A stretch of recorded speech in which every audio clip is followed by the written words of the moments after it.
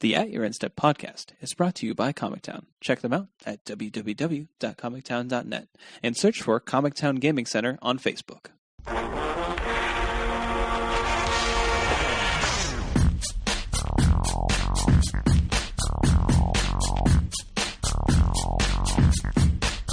Hello, and welcome to At Your End Step. My name is Morgan, and I'm here with Dave. And Mike. Yeah! And we have another fun-filled episode for you guys today. Just so you know, we are recording lying down on the ground with the mics over our heads, much like Kanye West's performance on the 40th anniversary of Saturday Night Live. You're putting Autotuning in as we post, speak, right? Yeah, it's gonna be over us right now. I mean, I could fake it if you wanted. Nah, it's okay. Here you are, yeah. You're gonna make out yeah. I know you guys can't see this, but I also have black contacts in. Yeah, correct. I'm not wearing any clothes. And then it's later, an artistic statement. And then later we're going to have someone wearing a mop come out and sing over us as well. Hey, don't you make fun of Sia. She's going to swing from the chandeliers. Chandeliers. All right. Well, there are a few things that we definitely have to talk about. We have things like the deck lists for the next Kiora versus Elspeth, as well as the next From the Vault's name, which is pretty exciting in community. And then we have of course competitive topics. Mike and I attended a 5K for TCG over the weekend, and then we have some GPs and of course Star Sea Games Houston. And then, tail end of the show, we're going to talk about what's coming up this weekend. But first, let's go ahead and talk about our community topics. So again, we do have the deck lists for Elspeth versus Kiora. And they are not as exciting as we would have wanted them to be, unfortunately.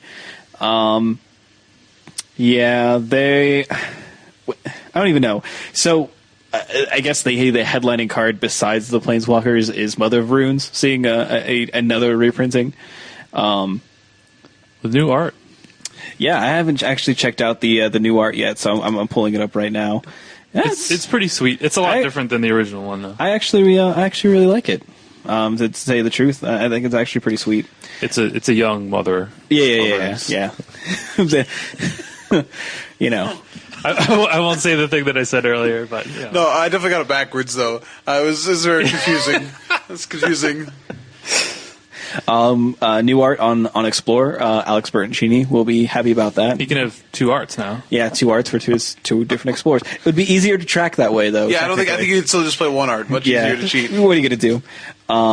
Inkwell Leviathan showing up is kind of interesting, but I feel like they're getting safer and safer with these reprints, like in these sets. I mean, the last time we had like Remand, right? Was in Jace versus what's her face? Vraska. What did you say? Chandra. He's done that too, so it's not his mistake. He versus a lot of people. He picks a lot of fights. I like the accumulated knowledge reprint. Yeah, that's pretty cool. And they actually gave 4 of them too, like that. Yeah, I was like, there better be 4. Yeah, so right. that's cool. I'm a big fan of that card. It's the sweet spot. Yeah, that made me think about like potentially maybe putting that in Cube. I was like, oh yeah, I kind of forgot about this card. That'd be kind of sweet. But so you get like 2 of them, like you draft 1, then you get 2 more. That actually sounds. I would draft that first pick every time. Gosh, that'd be so OP.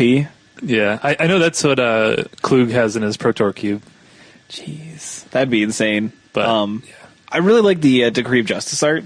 I think that is actually pretty awesome to look at.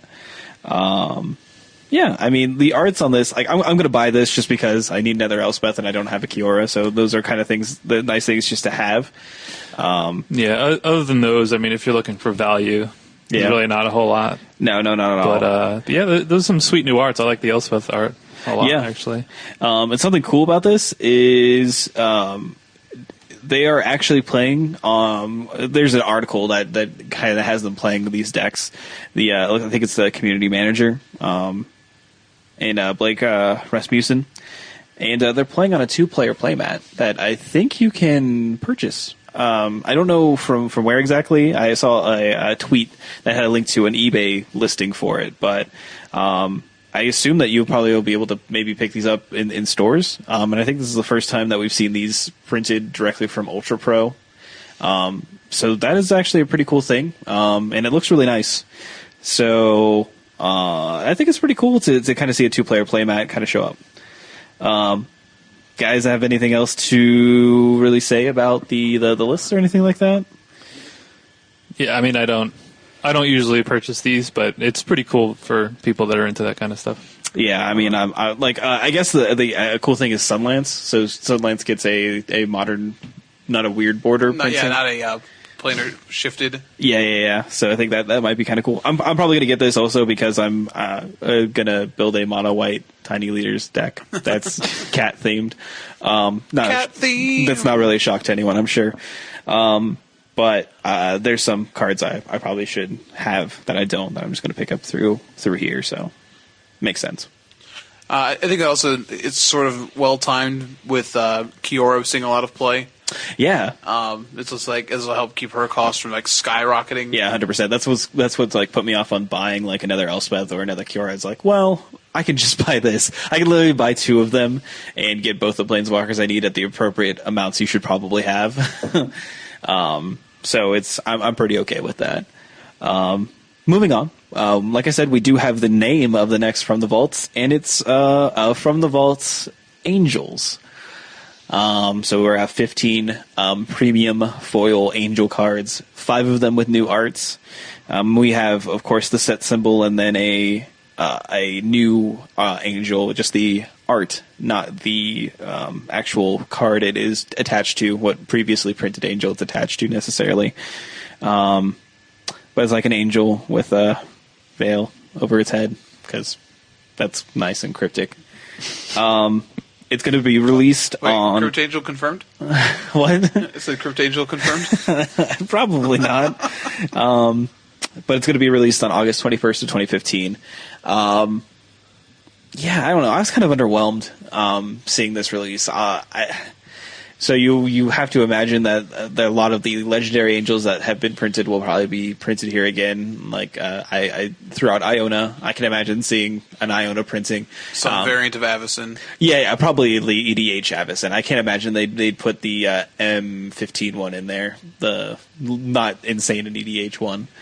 Yeah, I think it'll be interesting, like, to see what non-white angels they put in here, because I think they would want at least one. I know blue doesn't have any angels, but there are a couple black ones, and I think red has a chroma. I don't know if there are any other ones. I could see that. A chroma... red chroma is probably... Yeah, Angel Wrath. Or, I mean, like Angel a chroma Fury. Angel Fury, yeah. I imagine a chroma will probably make it in. Anachroma. Sorry. Anachroma.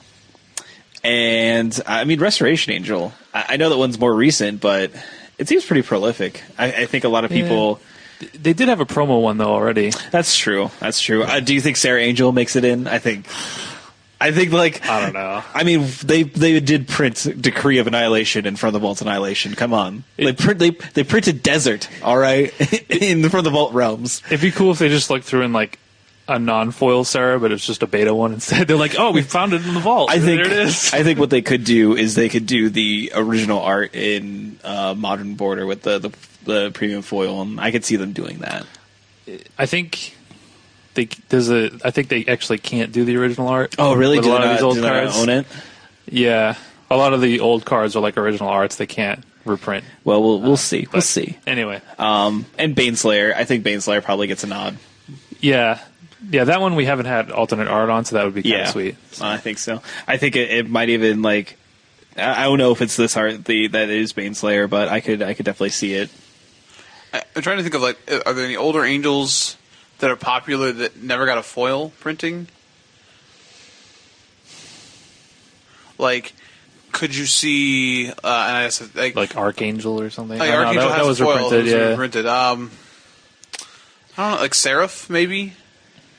From like Ice Age. Yeah, I'm trying to get something that's like sort of old, hasn't seen a foil. Like I could see like a Radiant Archangel. Yeah, that's what I was thinking too. That'd be kind of sweet. Yeah, one that is a better job of saying it's a legendary angel. Maybe. Yeah, it'd be easier for certain players to figure out. Not play 2 of them.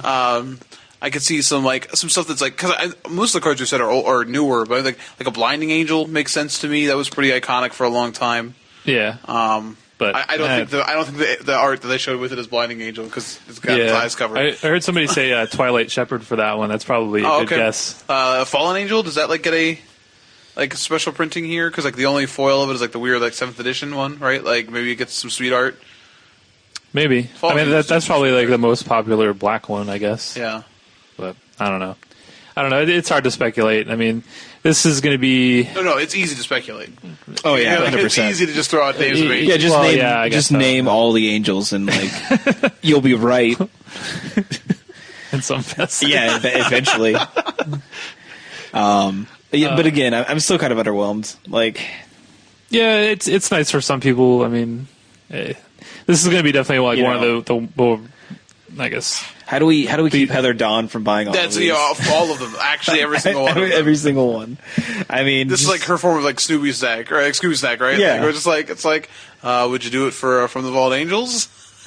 What would you do for From the Vault Angels? I think I'm actually I'm not that I'm ever really excited for these, but I'm more excited for this one than I was for the last one, the Annihilation. I was going to say Apocalypse, and knew that was wrong. It's honestly more exciting to me. The casual player in me is more excited about this than I was for Realms as well. So I don't know. I would hope this is a chance for them. If you're going to alternate art on some actual some cool angels from Magic's history. Because everyone's sort of down on this one, but the dragons one turned out to be pretty sweet. Everyone really liked that one. So I don't know. Could not be the worst ever. Could definitely be better than Annihilation. Oh, yeah. You can tell they're definitely kind of running out of ideas, or it seems that way anyway. It's what can we do this time? Angels are cool. All right. Yeah. It does feel very similar to From the Vaults, Dragons. And if people liked it, then people liked it. Was that the first one that they did? I don't know. That was one of the first. Yeah. The first or the second? Yeah, because there's been Dragons, Exiled, Relics, the Realms, the legendary ones. So I think it might just Exile, right? Yeah, Exile. Yeah, I said that. I'm sorry, my bad. It's okay. But yeah, it's whatever. I can't imagine them printing anything that anyone's going to be oh man, they're doing that. You're not going to have a Jace the Mind Sculptor moment with this one. No, it's true. They sort of already done it's that band that's already done. They've already done the greatest hits album. So but whatever comes next, there'll be a couple good songs. Most of it's going to be terrible. But have they? I don't know. 20 was what I would consider the quote unquote the greatest hits. You know what I mean? Whether or not it was actually the greatest hits, right? Exactly. Yeah, we'll see. I just wish. I think Dave, did you make the? It was either Dave or Mike that made the. They should just do it from the vault. Lurgoyfs. Yeah.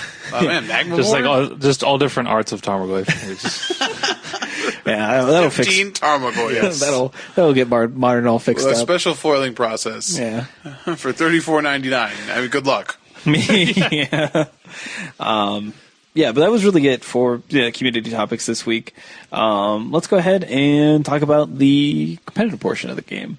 So Mike and I went to Cleveland over the weekend. We braved the snow that, of course, happened because Cleveland. The best part about that was that Keller went up to an IQ in Michigan. And as we were on our way up, he sends us a picture here's what I'm seeing. It's just a terrible highway covered in snow. And we're here's what we're seeing. Same thing. And he's we make good decisions. I made a good decision. Yeah, I stay home with my wife on Valentine's Day. That was a good decision. Probably a good decision for you. Wife points. I think, I don't know. I feel like you needed those. I feel like you've been leveling up your character and you kept skipping that point. You're just wife points? Nah, let's go for more stamina. It's just I'm a fighter. I don't need magic. I don't need charisma. There's a really awesome joke about a button mashing game to level up. But no, I didn't say the butt. That's skirting that line, but it stays. How short is the skirt? That's terrible. Happy Valentine's Day. So, yeah, it was It was a pretty small tournament. Obviously, since it was snowing, we had a nice 7-rounder, right? It was great. It was pretty awesome. It was wonderful. And 92 people, I think, were the... Something like that, yeah. There's also a PPTQ later on that had 12 people in it, which was actually the real value. That was game day as well, wasn't it? Yeah, game correct. Day PPTQ. This was at the event? Yeah. This is also at the event. You almost wish you could have done bad enough to be in that event. Yeah, you 100% did. Like, I was still live to prize, and I was like, I can't do it. I really want to, but I can't. Wait a minute, how many people are signed up for that? Oh. And Mike and I both cashed. We both did fairly well at the tournament. I was very happy for how I did, but Mike has sort of different opinions on his performance. I lost my winning in for top 8 to some pretty bad draws on my end and some pretty spectacular draws on the other end, and it happens sometimes. And it was rough. I took 14th, so you can actually see my list on TCGplayer.com. Yep. And a little plug there. And also, I wanted to give a shout out to Connor Bowman. Yeah. Who is a guy we know from around here. He broke through. You can see his big grinning face on TCG Player for a couple more days. So congrats to him for taking it down. Yeah, most certainly. And with the Columbus 5K coming up at the end of the month, I'm sure we will see him there playing Teamer Ascendancy. That's what he played, that right? That is what he played, yep. Man, that is a certainly deck that can probably take over a small room like the Cleveland 5K was. So that's not actually surprising. I mean, we'll see some of those Green Devotion decks. Oh yeah, some of the other tournaments. We take a look at it's Seville and Houston most certainly. My tournament, I finished X2-1. I started off with a draw, which was pretty great. I played against Chris Wettinger. Some of you might know him from RTR Cincinnati SCG. He was second place to Todd Anderson. And he was playing the 4-color Reanimator deck that was pseudo-popular at the beginning of that format. But he's a pretty notable Midwest player. I hadn't seen him around in a while, actually, and I noticed that he was there today. Not today, but on Saturday, and he was playing Rhino Control, which is what is best to describe it. He was playing Sultai Control with rhinos, and I was just like, "Is this where we're at in this format now?" We're just like, "Oh, I'm playing 2 of these colors. I'm just going to splash white and play Rhino," and I don't think it's wrong. Might as well. Yeah, I mean, who cares? I was playing red white, of course. Yeah. I was playing red white and Sultai. Like, the control decks aren't the best matchup. I was playing the Outpost Siege. I was maxing out Outpost Sieges though, playing 3 main, and then I had a Chandra side. So those cards alone kept me in the game well enough to at least get a draw. And it was a weird thing to go into the draw bracket on round 1 because it's not necessarily something you want to do in a deck that has a poor draw, control matchup. But I took my chances with it. I didn't feel like I wanted to concede and like roll the dice. I just felt like a point was better than none, and to kind of ride it out, especially with such a small tournament. Like I could just run into a bunch of control decks and just get obliterated and what have you. But I actually got lucky and got a few favorable matchups. Until running into Chris Anderson, who was the mirror match, and with that matchup, it's all who gets to go first and who gets the better draws. And I had bad mulligans and bad draws, so not to say that he wasn't just a good player in general. But he top-rated. Yeah. He did a really good job with the deck himself. So was a nice character to play against, and definitely knew that I didn't have the best of luck during the match as well. So I appreciate his graciousness with that. Even if he was lying, while his foot was pressed against your jaw. yeah. Even if he was lying and just thought he was completely better than me, that's fine. He was just nice about it. I appreciate that. I also lost to Mardu, which was very surprising, but it was also a similar situation because the decks are very similar in general. And then I was able to win out, beat some Abzan control players, or mid-range control players. And yeah, it was, I think it was a fun tournament. I got 20th, I believe, and some money and some points for the TCG 50K at the end of the year. So I felt it was a weekend well spent. Yeah, I played tokens again, and honestly played the general gambit. Nothing too exciting. I got to play against Ken and Haas, who is notable for piloting the lands deck consistently on the Legacy circuit. Yeah, that and also notable for killing Dan Musser. Yeah, I was like, I know your name. Oh no, it was his own rest in peace. Excuse me. He's like, I know your name. I'm like, well, I play the lands deck because most people know me from the guy that killed Dan Musser with his own rest in peace. I was like, I know that story.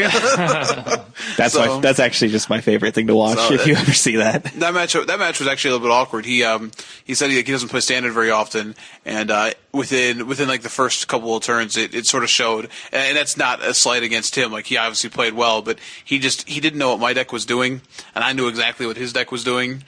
So you just what was he on? Blue Black Control. Okay, which I think if you looked at a player like Kenan and said that, like, hey, yeah, here's a control deck you could play, and a lot of formats you'd be like, okay, well, I know when to play a Wrath spell. I know, you know what I mean? But I think in this format, like, how you sequence your removal and getting to your draw spells is a huge deal, and he just didn't know how to deal with tokens. And Bethley, like, gave me a window in both games to just, like, go completely nutso, like, in a single turn, knowing that he couldn't do much about it.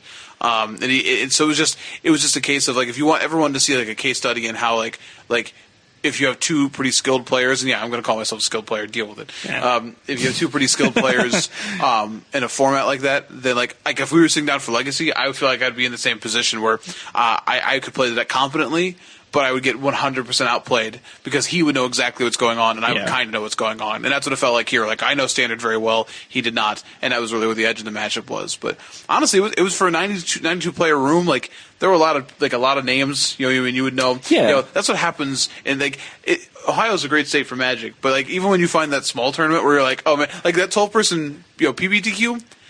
Wasn't exactly easy. It's like 12 ringers, you know what I mean? So exactly. It's like, all you have to do is beat one of them to top 8, I guess. But it's still pretty, you still have to earn that one. Yeah. So it was a fun tournament. I would have definitely be looking at it better had I been telling you about my exploits in top 8.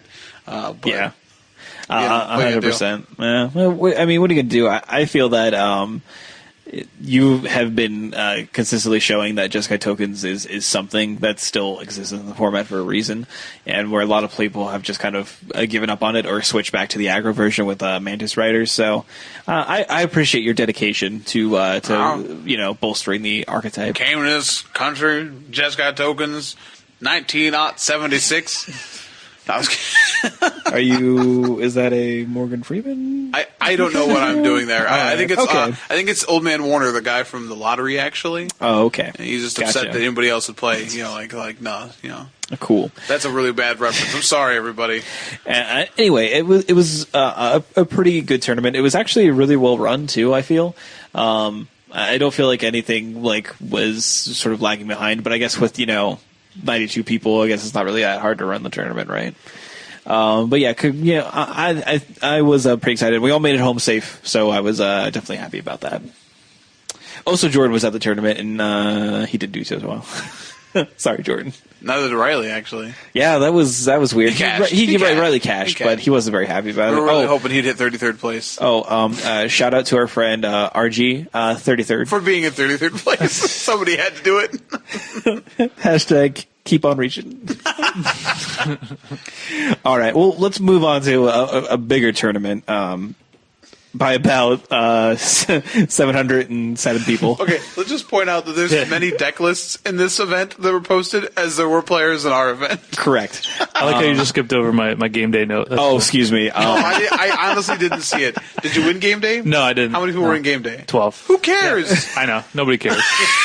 I was trying to get that mat, man. That Ugin mat. That playmat sweet. Yeah. I can't blame you there. I kind of want that playmat too. That would have been cool to get. I did 100%. Play it enough to realize that I didn't want to play Abzin anymore. So 3 matches, ladies and gentlemen. 5 matches. Congratulations. Lost in top 4. One day, Dave will figure out a deck that he wants to play for the standard season, but alas, it'll be too late because Dragons of Tarkir will already have come out. I'm already on to the next deck, by the way. Consistent I'm already on to the next listeners deck. have to think that you just have schizophrenia or something. Like there's multiple magic plays in your head. Like what are they oh, this is his John persona, and John loves Abzan. Yeah, I love Abzan. Oh nope. What about Daniel? Daniel likes aggro. Gotta go fast. I just feel like someone has a timeline set up like a whiteboard, like a police precinct where it's just like it has strings everywhere. Yeah. In episode XYZ, he switches to this deck.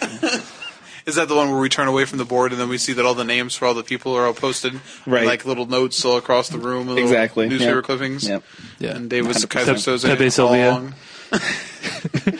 No, but seriously, I think it actually, the standard right now is really, it's just changes every week. So I don't know.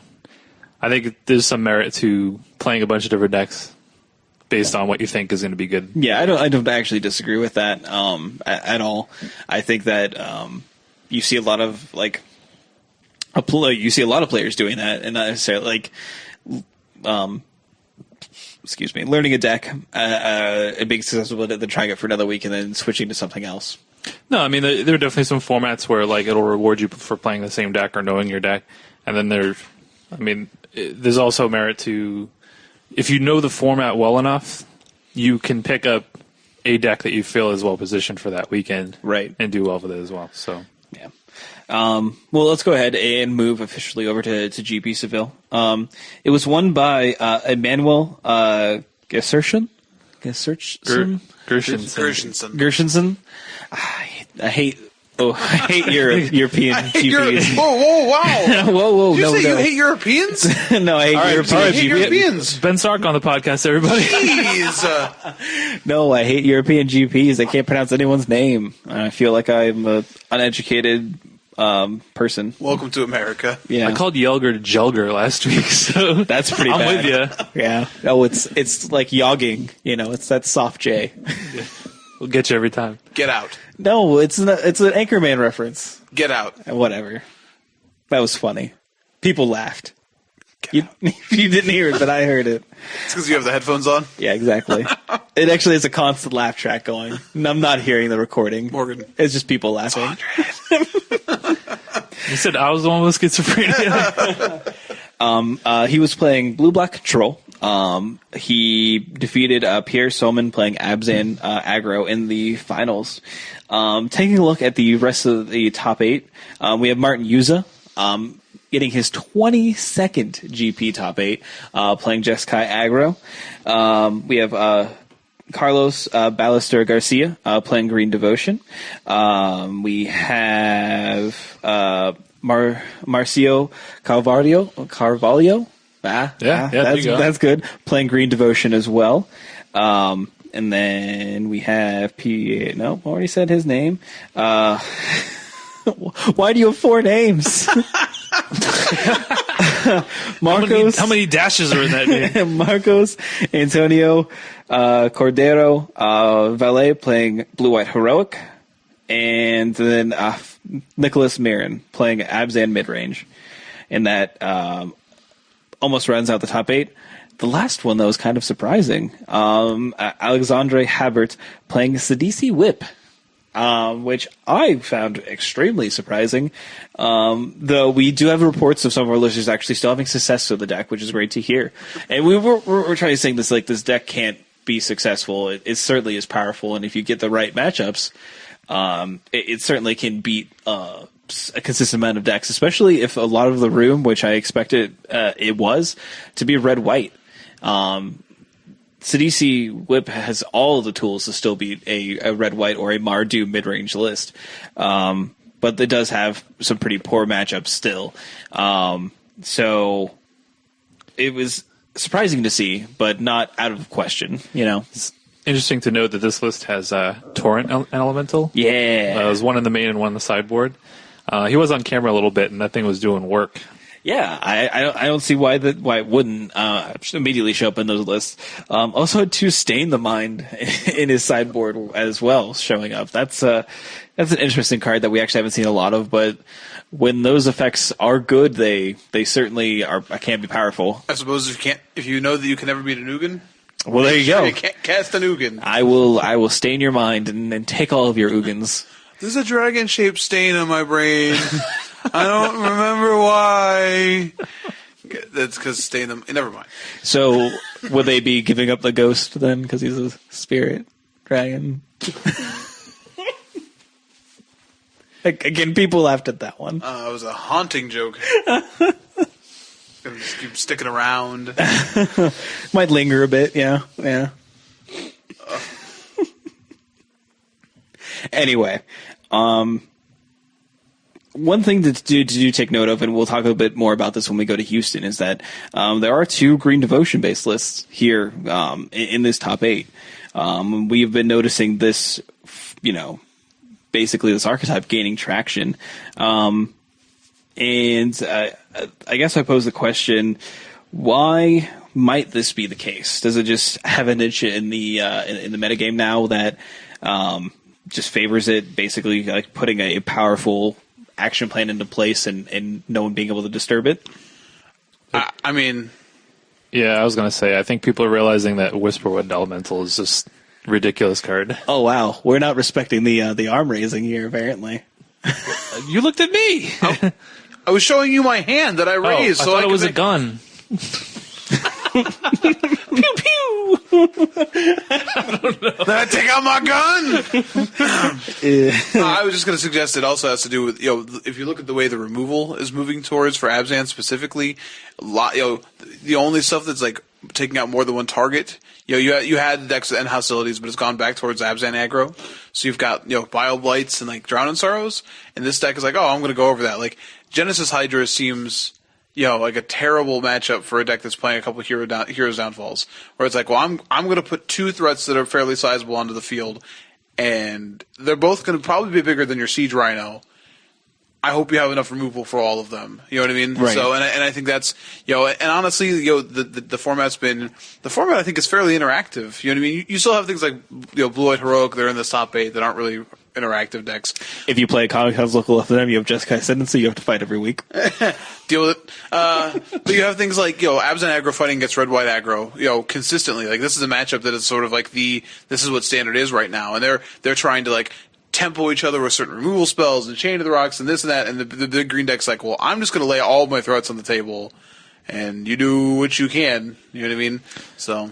Yeah, I think another thing is this deck generally has a positive matchup against blue-black, which is becoming more and more of the format. So much to our chagrin. Once again, good card against blue-black, Genesis Hydra. Because, you can counter the Hydra, you can't counter the thing that's putting into play. Yeah.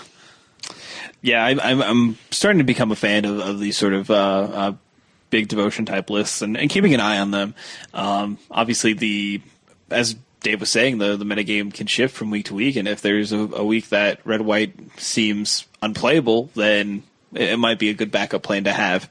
Though I think I might need to test a few rounds with this or learn how to do math, apparently, because I probably would flounder, in all honesty. I just think it's weird that, like, this deck's... The basic shell of this deck has been around for over a year now, at this point, and it just, like, seems to just randomly pop up and start winning, and then... just as quickly, it just dies off again. Yeah. Now something to really definitely strange. take note of is a lot of the European lists are just mono green. Yes. They're Hornet Queens. With Hornet Queens, because those were not... you said those were sort of absent at Star City. Yeah. Correct. Apparently they got rid of all them bees. But put them all in a box. Put an H on it. Shipped them all to Europe. But, I think now's probably a good time to actually turn to Star City Games Houston and take a look at some of the lists we see there, since we've already got ourselves talking about this. Another interesting thing to note, though, about Seville before we move on, is you can see all the day 2. It is all the day 2 deck lists, right? I believe it is, yeah. Lists 9 through 90 are 9 through 90. This is super weird. I feel like we've kind of talked about this with like Star City Games releasing a lot of their lists, like just copious amounts, and just like all this information that you would never had before, which I think is kind of insane to even like look at. But you can comb through all of these lists if you truly desire and kind of see what was actually being played. Kind of gives you usually get a metagame breakdown for day 1 and day 2, so it's kind of interesting to see what the actual lists look like. Right, yeah, that was pretty interesting that they did that this time. One last thing that I just want to throw in before we move on is Martin Yuza was playing Jeskai Aggro, which is kind of a throwback to kind of some of the original Jeskai decks that we saw after Cons first came out. And I think you're going to see this type of deck pop up a lot more moving forward, just because Mantis Rider is very good against these green devotion decks. So if you see people start moving to green, Mantis Rider becomes a lot better, and so it goes. So just wanted to make note of that. Don't be surprised to see more of that pop up. Yeah, I mean, they could move to the ramp deck like I played at the 5K this weekend. My opponent round 1 went turn 3 Frontier Siege, turn 4 Salamgar. Oh. I lost that game. I lost game 1 of the tournament to turn 5 Salamgar. Oh, is that good against tokens? I hear it is. I heard he doesn't like friends. So, but you could do stuff like that. Yeah, you could. That could be something you do. I wouldn't suggest it, but it is an option. It was painful. I died. The easier option is probably Arbor Colossus. A lot of these lists already play one main deck, so if Mantis Rider got you down, well, might as well play a big man. But now Valor Stance is a card, which is also a big reason why I think these Jeskai decks are going to be popping back up. You actually have more ways to fight Siege Rhino, which was the biggest problem before. Yep. That's very true. So, at Star City Games Houston, the winner was Robert Burney. The who? The winner. Oh, the winner. The winner. The winner. The winner was Robert Burney. He was playing Green Red Devotion. Green Red Devotion. Now, we will definitely talk more about his list in comparison to the 8th place list, which is also Green Red Devotion, piloted by Tan and Grace. Rounding out the top 8, we had Jeskai Tokens by Todd Stevens, Red Green Aggro by Matt Way, Jeskai Tokens again by Travis Wiggins, Red White Aggro piloted by Jason Blackmore, Abzan Midrange by Trent Avera, and then Blue White Control by Steven Garcia. So the Abzan Midrange is a little bit of a mislabeling. I think it was actually Abzan Aggro. Oh yeah, look at that. Which I mean, whatever. There's basically 3 different types of Abzan decks out there right now, so I think it's easy to get. I mean, so is there even could there even be a separation between Abzan Aggro, Abzan Midrange, and then Abzan Control now with how the lists are being built? So that's basically what it is. Yeah. But yeah, it seems like a blend of the control deck and the aggro deck, basically. Kind of feeling more of that solid mid-range game plan, because even like you said, you have weird things like Corsair showing up in this list, where it's a typical aggro list wouldn't necessarily have that, but it does share more of a commonality with the aggro list as opposed to the straight control list, just for the sheer amount of creatures they're playing. But so again, speaking of back to Greener Devotion lists that we show. Bernie's list is more akin to even some of the European lists, just for the sheer fact that he is playing Ugin in his main deck.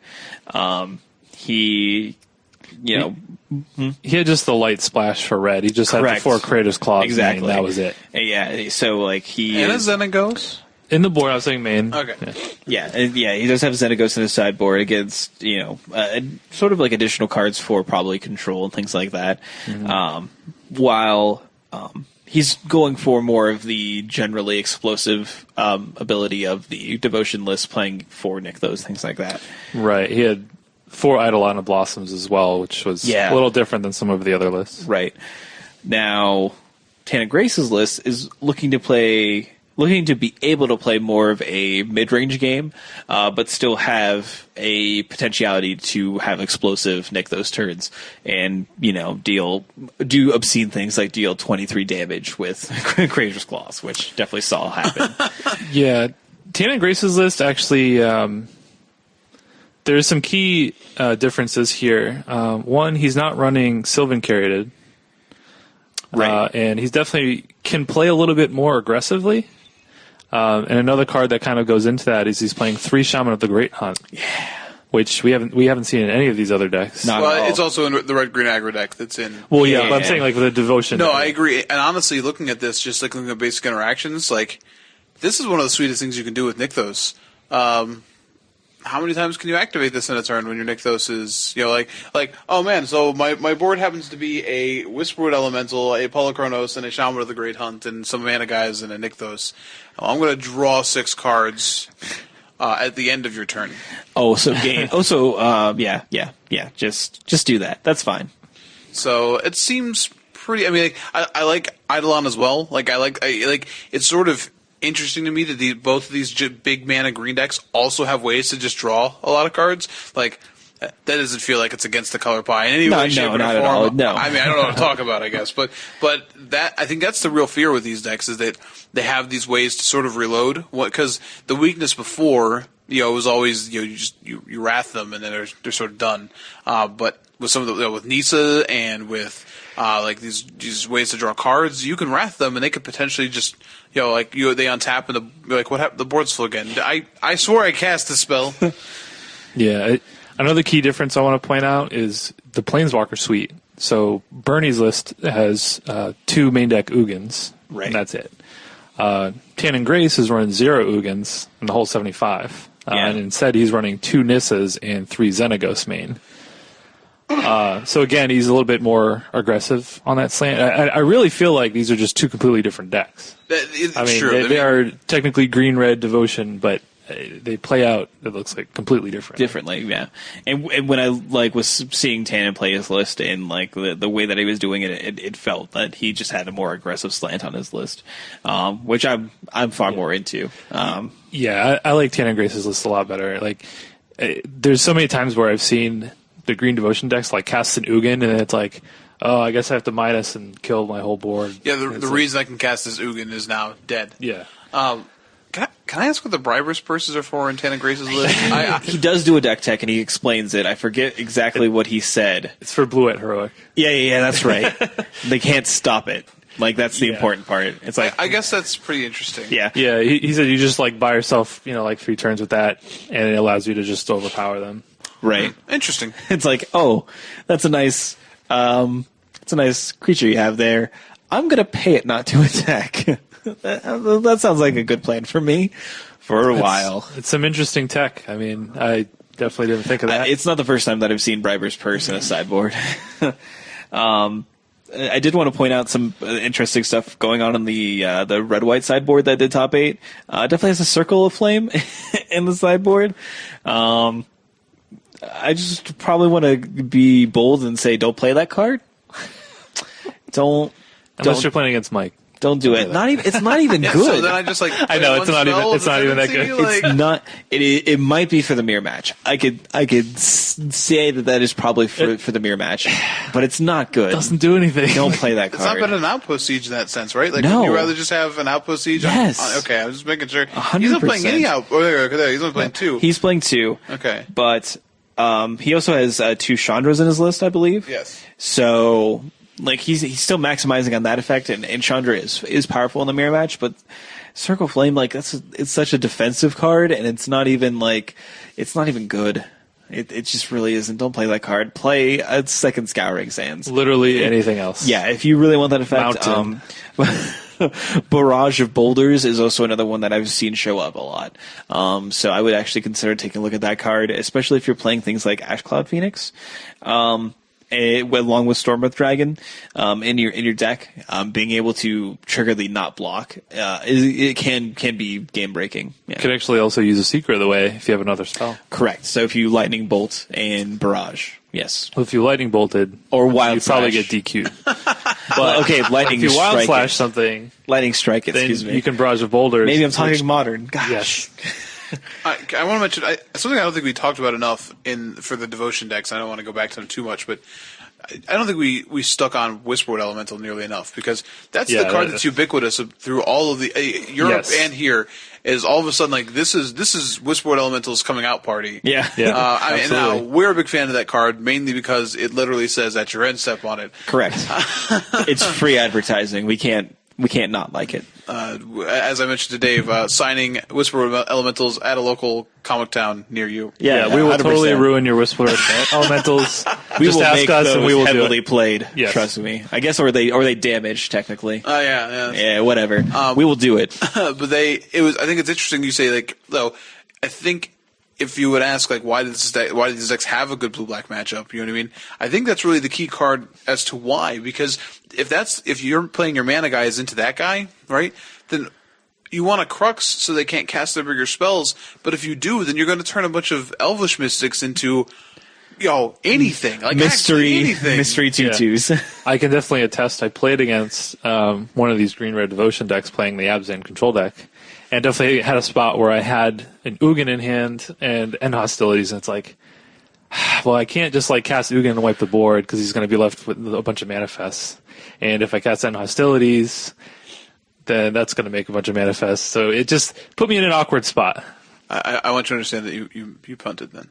I punted. Yeah, because Ugin exiles, and those are death triggers for Whispered Elemental. No, I know, but I'm saying the manifests don't die to Ugin.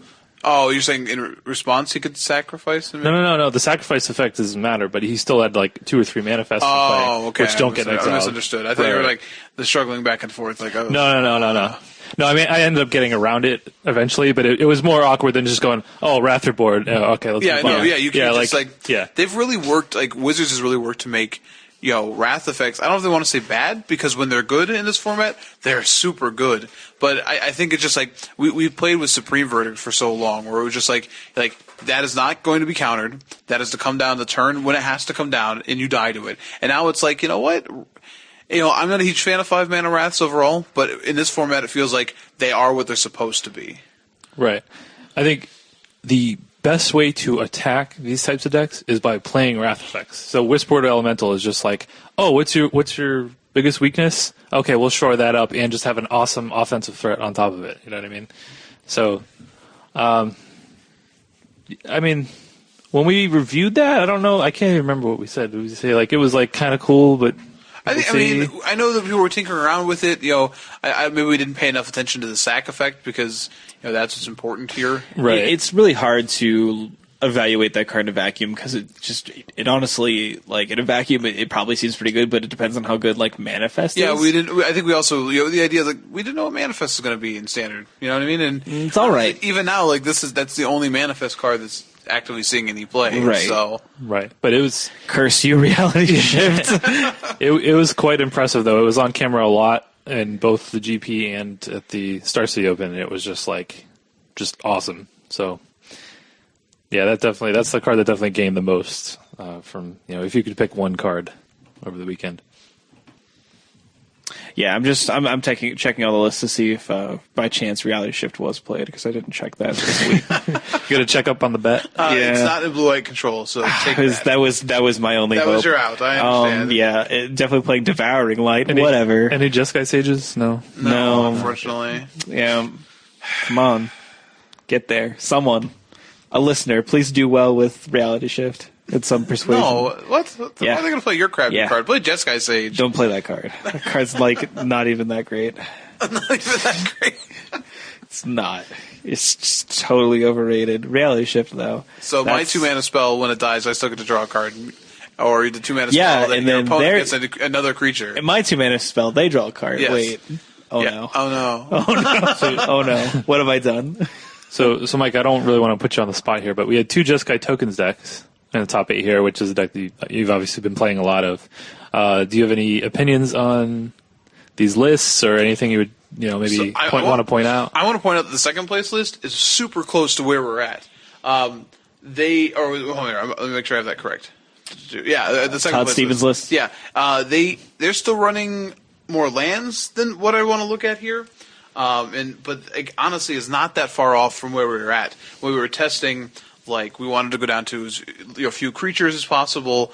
I still can't stand the mentor or the Soulfire over a Seeker. It doesn't make any sense because you always want Seeker to do the same thing. You always want it to do the same thing. Yeah, that thing, it drives me bananas whenever I see... It drives you Tassigers? Yes. I just turn into Tassiger. Drives me Tassigers. When I see 3 Seekers and 1 Soulfire Grandmaster, I don't understand it. And I don't really like the Chandra in the main very much. That tech still feels I like my Chandras on the board; they've been great. But there's enough matchups where man, if I'm paired against a Devotion deck, I want every one of my spells to matter, and Chandra is not going to be fast enough to keep me in that matchup. So and granted, he didn't know that's what the format was going to look like this time. But honestly, I liked a lot of these. I didn't like Todd Stevens he had 4 Disdainful Strokes, and we felt like that card has not been good enough. Your counter spells in general are not great when you're trying to actually combo off with tokens because, at least if you board in Valorous Stance, you always have a target so you can keep playing more spells. Disdainful Stroke, boarding into 4 of those puts you into some really awkward positions.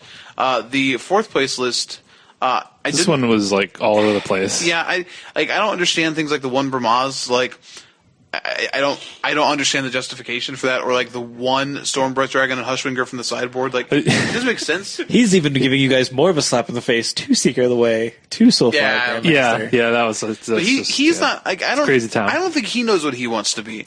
He's got 2 Dig Through Times, 2 Treasure Cruise. Yeah, this seems like he almost wants to play Jeskai Aggro. And honestly, we tested. You and I tested trying to play Jeskai Tokens that became Jeskai Aggro. Yeah. It is just. It was okay, but I feel like this list, I'll be very honest, I don't know.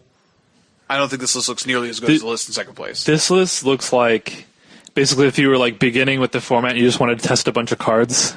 It's Monastery Mentor, I wonder if that's good. Well, let's play 3 Rabble Masters and 1 Monastery Mentor. We'll see how that does. Or I'm not really sure if I want Treasure Cruise or Dig Through Time, so we'll play 2 of each. It seems like you want to be playing one or the other of these things, right. And you want to make it more streamlined. And I actively like Dig Through Time, but like we said, I worked really hard to make the mana base lower. I want to have less lands, so blue is the color that in our list we're just running 4 Ascendancy, 4 Treasure Cruise. So I don't know if I actively want to be trying to cast things with double blue in it, but I do. As a card, obviously, Dig Through Time is sweet, but I don't know this deck. This deck is interesting, that's for sure. I just feel like I want my Jeskai Tokens deck to do the same thing every time I play it. I want it to do, you know what I mean? It seems like it's one of those lists that you want 4 of almost everything. Right. Yeah. And one of just they don't make a lot of sense to me. They just don't. Yeah, I don't disagree with you there. Now you do have a article on Legit this week. Did you already talk about that? No, it went up today, which is talking about what I did, the regionals of the deck, which is also going X and 2. So, one of these events I play the deck with and hopefully get back into the elimination rounds. But honestly, the win percentage of the deck has been, great. And the deck's honestly a blast to play. You get to kill people from very healthy life totals in single turns pretty consistently. You're at 20, nah, you're dead. You're dead. Turns out you're just not living anymore. That's weird. It's weird how that happened. A couple times this weekend, I definitely had the super nutso draws where you have multiple Stoke the Flames with enough creatures to just convoke them. So you're just oh cool, I'll tap my guy, Stoke the Flames, trigger on tap, tap my guy, Stoke the Flames, trigger, on tap. Oh, yeah. Just if you get to that more than twice in a turn, your opponent's already packing the cards up. Just okay, cool. Let's go to game 2. Yeah, I think that overall it was interesting to see the deck lists that we did see kind of pop up. Super, I guess not really surprising, but interesting to see Devotion just pick up as much as it has basically. Yeah, it was just really interesting that it wasn't even just one list that popped up. It was literally all different lists. Yeah, that all did well. Right. It just was it's the strategy in general. Whisper, like you said, Whisperwood Elemental was the one thing that tied it all together. Yeah. It could actually be a side effect of red-white being most popular. I haven't had a chance to play against that deck. I can't imagine it being that great of a matchup necessarily. If we can interact with them early, if we can pop off a few of their creatures and things like that before they kind of get their machine and rolling, then we might have a fighting chance and powering out bigger threats and stuff like that. But it feels like if we don't interact with them and they just do what they do, there's no way we're winning that match. I just want to point out here, if we look at the top 16 lists, there were 3 actually Abzan control decks finishing 9th, 11th, and 12th. Nathan Blackman, Dan Jessup, who we've seen a couple times in top eights, and James Conboy. These are all Convoy. We got a little James Conboy. These are all the Abzan stylists that we've seen. Was it Steve Rubin and Dan Musser play? Yeah. Most recently with Zero, Sylvan Caryatids, and main deck and hostilities. This is basically the deck that I played at game day as well. I do think that specific style could be a good way to fight the Green Devotion decks, since you do have the Wrath effects. So just interesting to know that right outside of the top 8, you have 3 of those lists that were right there. So I think it's important to note, unlike even Blue Light Control, which top 8, which honestly surprises the heck out of me. Yeah. Because that deck doesn't have ways. You have to have ways to kill the Whispered Elemental first, and then Wrath. Mm-hmm. And White does not have ways to do, you're going to Banishing Light the Whispered Elemental, and then, you know what I mean? Like Blue Black has a way to do that at least a little, they can Heroes Unfold the end of the turn or whatever else. But I think it's important to note that, even tokens I've been playing is boarding and then hostilities, you can't probably always kill the Whispered Elemental first, so it could be an awkward board plan. Yeah, 100%. And that's probably Red White's plan. I foresee boarding in and putting in hostilities in our board, and then being able to have Chain of the Rocks or something like that to interact with Whisperwood beforehand, but having to structure the removal is a little bit awkward. No, I think so. So Morgan, you playing Red White so often. So does this make things like Hushing Griff better, like Ashcloud Phoenix better? Because if Mantis Rider is better on the principle of flying's better, Storm of Dragons obviously still great against these lists. Yes. But I have to assume that makes Ashcloud Phoenix a lot better. And even Hushing Griff, which doesn't have a ton of play maybe against it, but having just a flash flyer to come in seems pretty good. And even for the mono green versions that do have Hornet Queen, having an out to that card is pretty hot. That's fair. Hushing Griff might earn its way back into the 75 in some facets. So, as long as it keeps it quiet, right? Yeah, just keep it down. And especially if you're going to be playing Wrath spells, you get to, kind of have a instant speed threat. That late in the game you could draw a Wrath spell and then flash in something post at the end of the turn. God, you can do the sweet play with Ashcloud Phoenix, where you play Ashcloud Phoenix on turn 4 to make them think you don't have the Wrath effect, and then just be oh, by the way, don't care, Wrath. Oh yeah, because that line is so sweet. It's awesome. Yeah. That flexibility with Ashcloud Phoenix is pretty awesome to be able to pull off. And then you play your 6th land and you flip it back up, and you're just strutting around. So I definitely will be adjusting my list. Of course, there's not really anything standard going on except for F&M this week, so I don't who really cares, right? Unless you're going to one of the opens or something like that. Or the IQ. The IQ is modern, though. I thought there was a standard one, too. No. I don't know. So, what do I know? Speaking of modern, though, we do have some modern lists to take a look at. I'm going to mention Mono Red Aggro, making 2 appearances in the top 16. I just want to throw it out there. They're playing Goblin Heel Cutter. Yeah. What? Turns out that could be a good card. And there was at the 5K, there was a mono red deck that was going pretty deep too. Playing the surfboard riding. Yeah, so I Goblin. was there doing surfing on Mardu playing Scout. Mardu Scout. And that card, that deck looked pretty impressive. I sat next to the guy that was playing that deck to great effect, and it looked fairly powerful. So, mono red still a thing. Don't forget about it.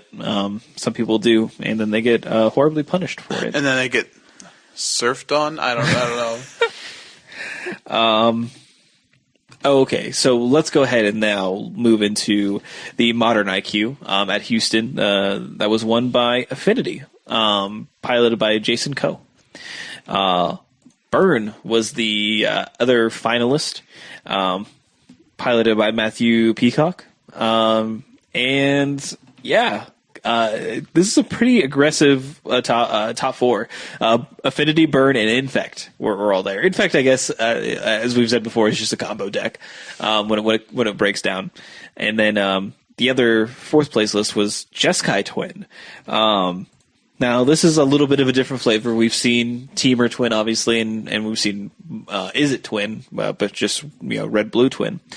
But this has some pretty nifty additions, one being Wall of Omens. Also being able to play Lightning Helix and Path to Exile, which is pretty sweet.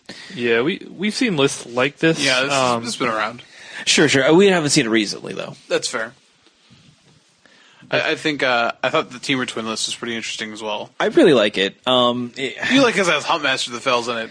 No, yeah, of course. Yeah. I like that card. The card's one of my favorites. Sword of Fire and Ice. Wait, what? Humble Defector? Ooh, so sweet. Have you seen that? You customize it, and you untap it with a trigger on the stack, and then you draw 2 more! Yeah. So apparently if you Kiki-Jiki that guy, and then you give it, then it doesn't die at the end of the turn. What? The token stays on your opponent's side, yeah. That's super weird. You don't control it anymore. That's super weird. Whoa, really? Yeah. God, because you can't sacrifice it. Yeah. Oh, God! No! I've given you so much power. That is interesting. Oh, that's cute. It also has Thragtusk. Oh, that's adorable. Yeah, Lotus Cobra. Cause you can Splinter Twin a Thragtusk. Come on, who doesn't want to do that? Please. Oh, man. I just want to say I did play Affinity for a long time, and I hate this Affinity list that won. Don't like it at all. First off, you don't want to play too many colored spells in your deck, and this one has the full 4 Galvanic Blast, along with 3 Ensoul Artifacts and 3 Thoughtcast. It's also running 3 Glimmer Voids, and I feel like you got to be playing at least the 4 Glimmer Voids if you want to be playing all those. He didn't win it by not being greedy. Yeah, 100%. Yeah, but I don't really agree with this list, but I mean, obviously it won. I don't agree with this Affinity list lifestyle. I don't agree. Don't like it. So we already mentioned Team or Twin. We also have another Infect list, which I don't know why this the third place list is just Infect, but this one's Goo Infect. Just so you know, they're both the same Infect list, pretty much. I mean, I guess they're both variations on the CFB list, right? Yeah. I mean, there are some differences, but it's not like one is vastly different. Yeah.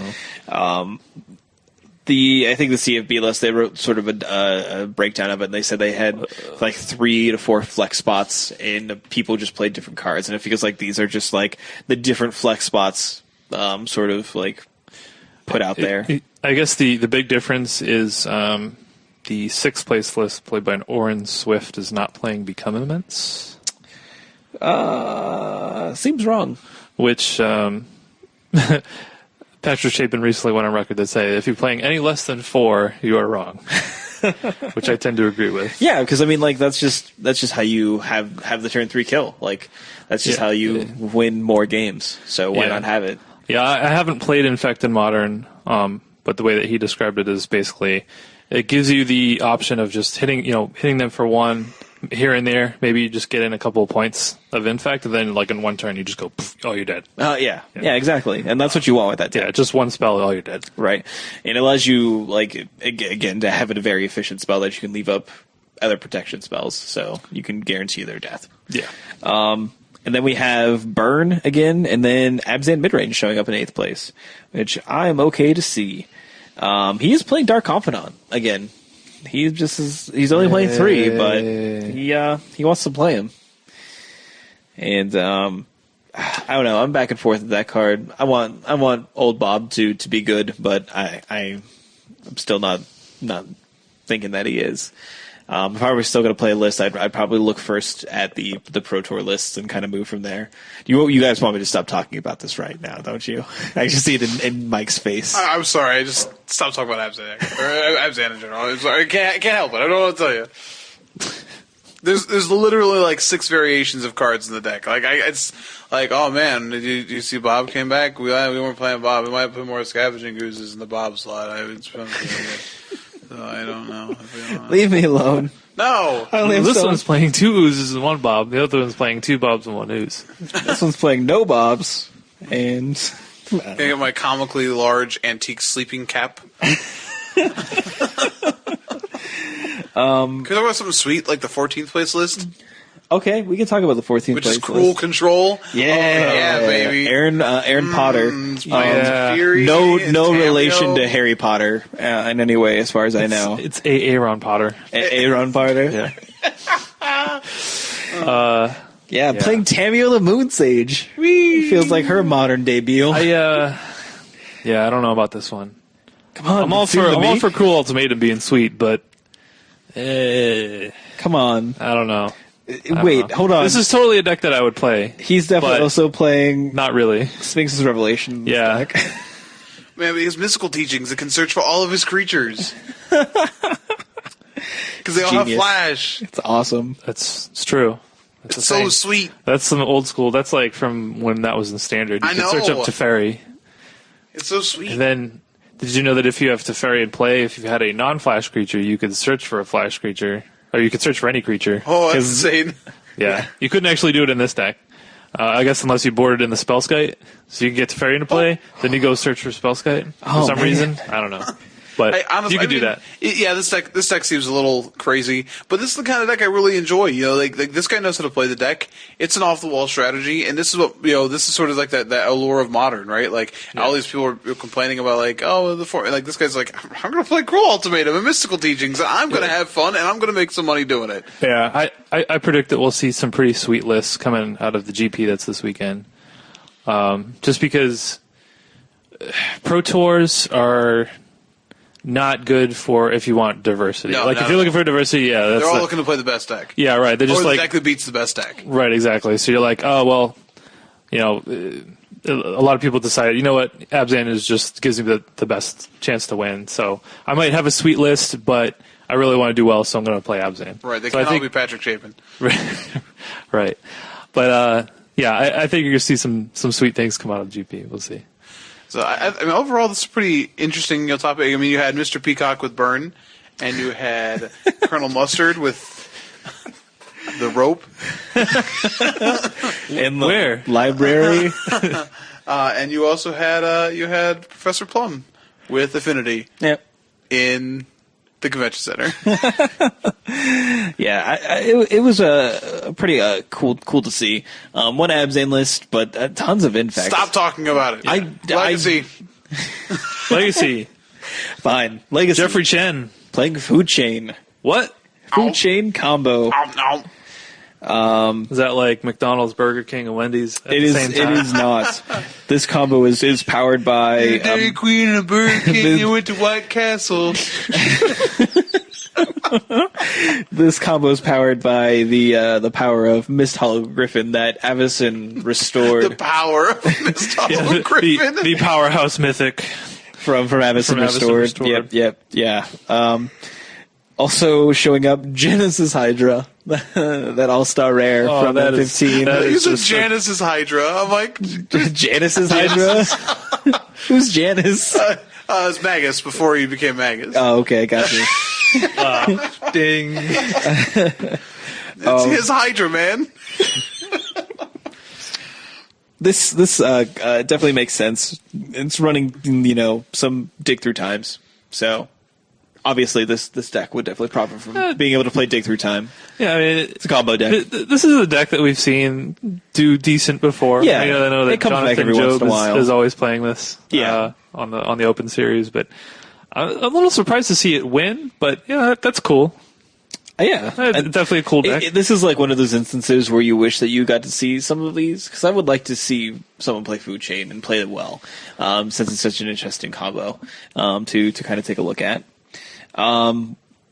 Also, we have, Miracle showing up, twice, both second and third, and then Storm in fourth.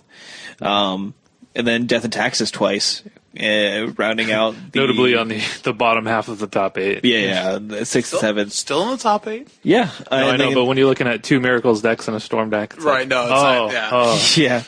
And then Cloud Post and Jeskai Delver to kind of round everything out. Also, the Jeskai Delver's name is Jace. It's Jace Phillips, but it's Jase. LOL. It's not Jace. It's Joss. Jase. He'd like to cast Bronze Storm. That's not fair. That's not fair at all. I'm sorry. Sorry.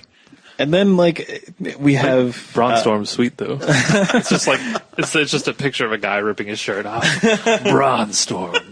Oh, I definitely thought it was going to be a bunch of trees. Yeah, Brandstorm. That's different. Oh, my that's bad. not Bronzestorm. That's Brandstorm. we also have 2 Metalworker decks. Yeah, I saw that. In 14th and 15th. So, yeah, you can still play that deck if you have it. You know it's getting late when we're just talking about stupid stuff. Like Bronzestorm? What a comedic observation, Dave. Guys, we're not... I don't know. Wow. Yeah, wow. I'm really tired. I'm sorry. Jeez, that was great. That was so awesome. I'm like, very happy you did like that. The failure. I had like a thought. It was like right there, and then it just like poof went away, and I'm like, It's like the failure to make a Family Guy joke, like I'm gonna something from. Yeah, somewhere. yeah, you guys know what I'm talking about. Yeah, you got it. We also have Burn in showing up at 16th place, so that's It's everywhere. That's in every format. That's still a deck that you can play. Yeah, it turns out actually fine. We're only a week or 2 away from people actually just bringing lighters to these tournaments. These lists just don't seem very exciting for Legacy. Like Food Chain is like the most exciting thing, and it was first place, but everything else seems fairly run of the mill. I guess Cloud Post doesn't show up necessarily very often either. Yeah, I mean, not to crap on anybody that did well in this IQ, but there really weren't like a whole lot of big names. I feel like, I don't really recognize. I know Joe Bass. Yeah, Joe Bass was the only name that I recognized in the top 16 here. So I mean, again, like I don't want to crap on any of these players, but it seems like a lot of the grinders that we usually see on the SCG circuit either didn't show up or just didn't do well. I don't know. I think it's also to point out, like, you honestly at this point, like you're about a month away from the next invitational. So over the next few weeks is when you start to see players like normally turtle up with tech. You know what I mean? Like, like they're ramping up. Yeah, like if because like I think of like the Brad Nelson and like Todd Anderson and them. Like normally like they've come with like in our BBD and they've come with some sweet lists for Legacy, but they tend to like I said like turtle up on them for a little bit before they go to the invitational because as nice as they are in the community, as much as they want to share, everybody likes that money. Yeah, and just for the sheer fact that I should say that this is a IQ and it's not an open, so. I mean, sometimes you just don't get that draw. I have to take a look at the events here. I do hope that is there another just Legacy Open before the IQ even? I doubt there would be. The Invitational? Yeah, before the Invitational, excuse me. I'm not sure.